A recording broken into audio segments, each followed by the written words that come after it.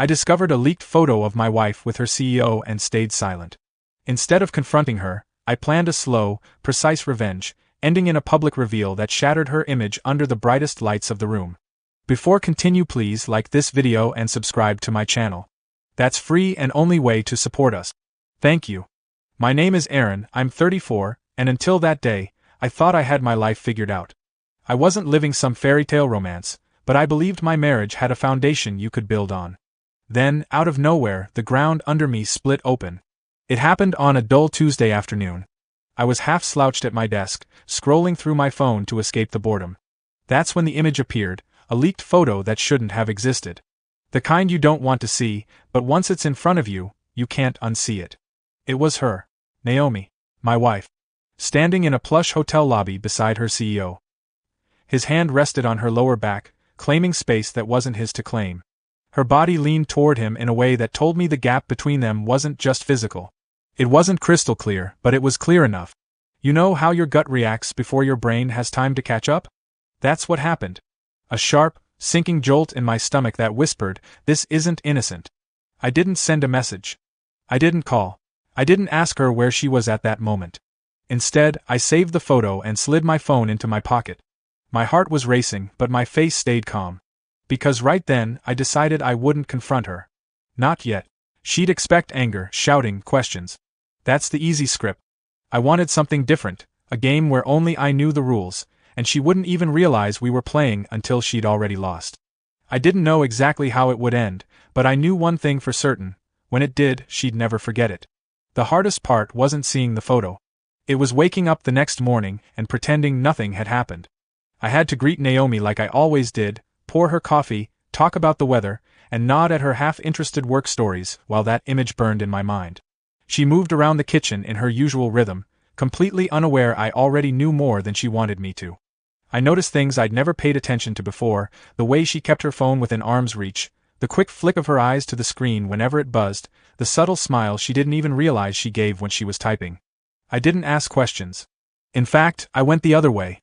I gave her less of me, fewer details about where I was going, shorter answers when she asked about my day. Not enough to raise alarms, but enough to make her wonder. When she left for work, I stayed behind and started my quiet digging. Not breaking into anything, just following the threads that were already loose.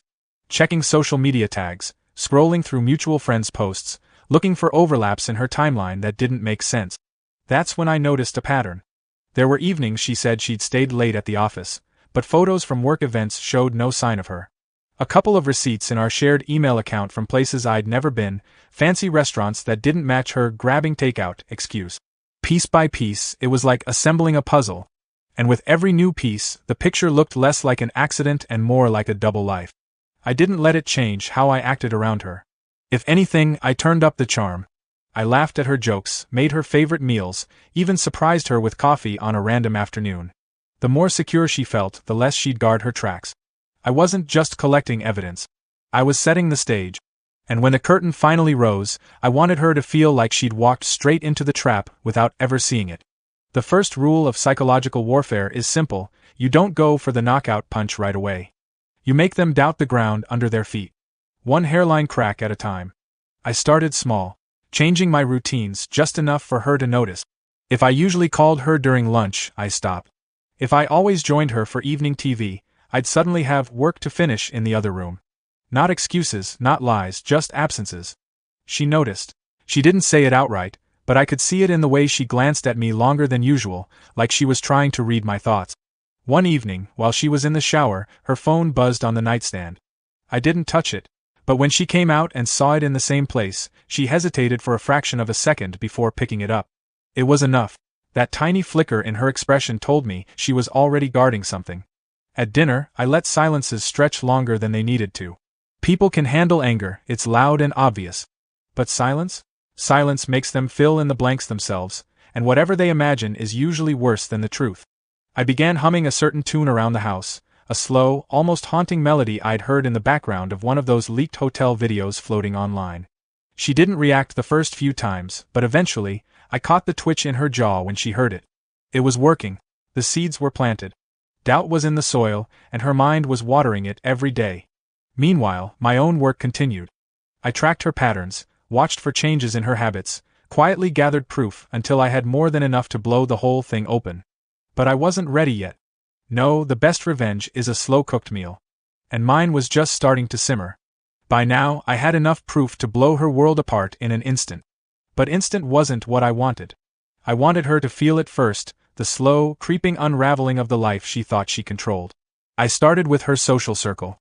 I accidentally let certain friends see me out in places I'd never usually go, having casual conversations with people she didn't know. Word gets around, especially in her world, where everyone loves to fill in missing details. I didn't spread rumors, I simply made sure there was space for them to grow. Then came the workplace. I knew she thrived on her reputation there, so I found subtle ways to shake it. A little information, shared with the right person, about how she'd been looking stressed lately, and maybe overcommitting herself.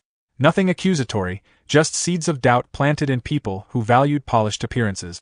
At home, I made small changes she couldn't quite pin on me. I moved her favorite mug to the wrong cupboard. Rearranged the spice rack. Left the thermostat a few degrees off from her comfort zone. Each little disruption was harmless on its own, but together they made her feel just a little off balance. The beauty was, she never confronted me. She didn't have proof of anything, and that's exactly how I wanted it. She was living in a state where nothing was wrong enough to call out, but nothing felt entirely right either. And the more unsettled she became, the more careful she was with me. Smiling more, asking about my day, cooking my favorite meals without reason. She thought she was keeping me close. She didn't realize she was already walking straight toward the drop. Revenge is one thing in private, but the kind that happens in front of the right audience? That's a whole different flavor. And I didn't have to go looking for my opportunity, it walked right into my hands. One afternoon, while scrolling through local news, I saw a headline about Naomi's company hosting a high-profile corporate gala. It was a big deal, business leaders, media coverage, the whole shine and champagne treatment.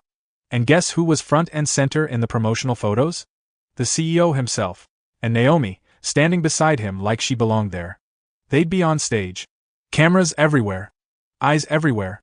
The thought almost made me laugh. They were basically inviting me to set the match in the middle of a fireworks factory. I didn't RSVP right away. I had to make sure I could get in without raising suspicion. Through a mutual contact, an old colleague who owed me a favor, I secured an invitation, the kind with a gold embossed seal that practically screamed "You belong here." From that moment, the plan shifted gears. I wasn't just collecting evidence anymore. I was building a show. I refined my proof, the leaked photo, timestamps, location data, everything I'd pieced together. Clean, undeniable, impossible to spin. But it wasn't going to be handed over in a quiet conversation. No, this was going to play out in front of the people whose opinions they cared about most. Naomi still had no idea. She thought we were in a calm, steady phase. She even started talking about a weekend trip for just the two of us. I smiled, nodded, and pretended to consider it. But in my head, the countdown had already started.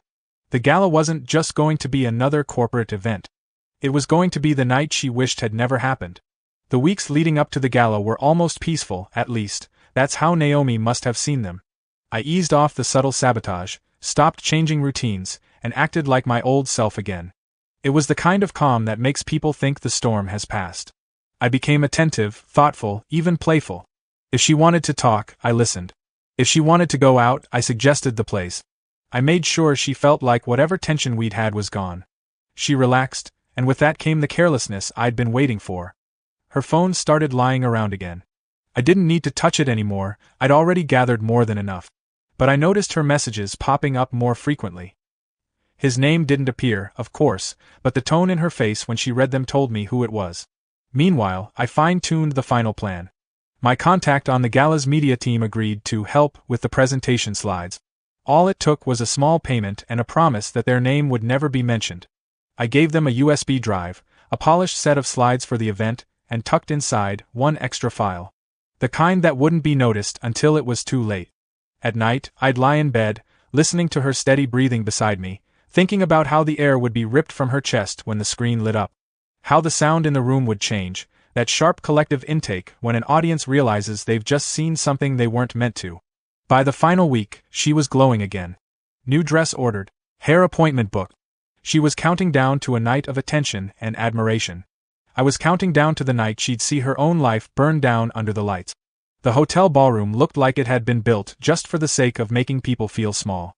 Crystal chandeliers, polished marble floors, waiters gliding around like they were part of a perfectly choreographed routine. The kind of place where you couldn't hear the hum of the air conditioning over the low murmur of expensive conversations. I arrived early enough to blend in but late enough to avoid awkward introductions. My seat was close to the front, tucked in the middle of the main tables, the perfect spot where the cameras would sweep over me without lingering. I wanted Naomi to see me only when it was too late. She came in on the CEO's arm, laughing like the world was exactly as it should be. That laugh had once been mine, now it was polished for someone else. She looked beautiful, and I felt nothing. Not anger, not longing. Just the cold satisfaction of knowing how the night would end. They worked the room, smiling, shaking hands, being admired. She didn't see me. Not yet. That was fine. The best part of a trap is letting your target walk right into it. I kept my attention half on the stage, half on the AV booth tucked along the side wall. My contact was there, calm as ever, ready to make one small click that would turn the evening into a headline. The dinner service passed in a blur of polite applause and boring speeches. Every tick of the clock tightened the knot of anticipation in my chest. I sipped my wine slowly, never taking my eyes off her for too long. She thought this was her night. She had no idea it was mine. Halfway through the evening, the CEO took the stage for his big speech. Naomi followed close behind, her hand resting lightly on his arm, her smile calibrated for the cameras. They looked like the perfect corporate pair, polished, powerful, untouchable. From my table, I could see her scanning the crowd between polite nods, probably looking for familiar faces. And then, her gaze caught mine. Just for a second. The smile didn't drop, but it flickered, the tiniest pause in its rhythm. She hadn't expected me to be here. I could see the calculation in her eyes, the silent rush of questions. Why was I here? Who invited me? How much did I know? I raised my glass slowly, holding her gaze. Not a toast, not a greeting. Just a silent signal, I see you. She looked away first. And when she did, I saw the shift, her posture tightened, her glances became sharper, her laugh half a beat too loud. To anyone else, she was still radiant. To me, she already had a hairline fracture. The speeches rolled on, the audience clapping at the right cues, the wine flowing freely. But Naomi kept glancing toward the AV booth, maybe sensing the energy shift without knowing why.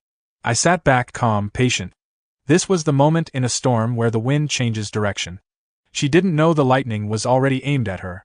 The lights dimmed, and the room shifted into that expectant hush only a big reveal can bring. The projector hummed to life, filling the giant screen with the opening slide, the company logo, shimmering animations, soft instrumental music. It started like every corporate gala presentation. Photos of the past year's events, smiling employees, polished statistics. People sipped their wine, clapped politely. Naomi stood near the podium beside her CEO, confident, relaxed. For now. And then, the screen glitched. Just a flicker at first, like the projector skipped a beat. The next slide wasn't company milestones. It was the hotel lobby photo. The one that started it all. Her face froze before the audience even reacted. A murmur rippled through the room, that sharp intake of breath when people realize they're seeing something they weren't meant to. The slideshow didn't stop. It shifted to another image. Her leaving the same hotel with the CEO, time-stamped, date in the corner.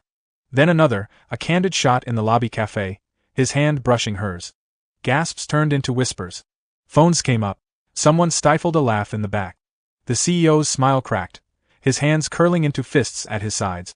Naomi's eyes darted toward the AV booth, then into the crowd. They landed on me. I didn't move. I didn't smile. I just met her gaze and let the silence speak for me. The screen went black. The lights came up.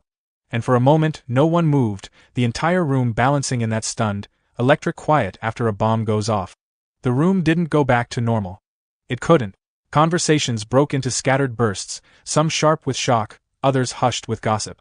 Cameras were still up, capturing every twitch in Naomi's expression. She stood frozen beside her CEO, her perfect posture collapsing in on itself. He tried to speak, but the sound system was still live, catching the tremor in his voice. No apology, no explanation, just half-finished words that made him look smaller with every syllable. Naomi scanned the room again, her eyes locking on mine like she was drowning and I was the last thing above water. But I didn't move toward her. I didn't give her an out. I wanted her to know exactly who had been holding the mirror up.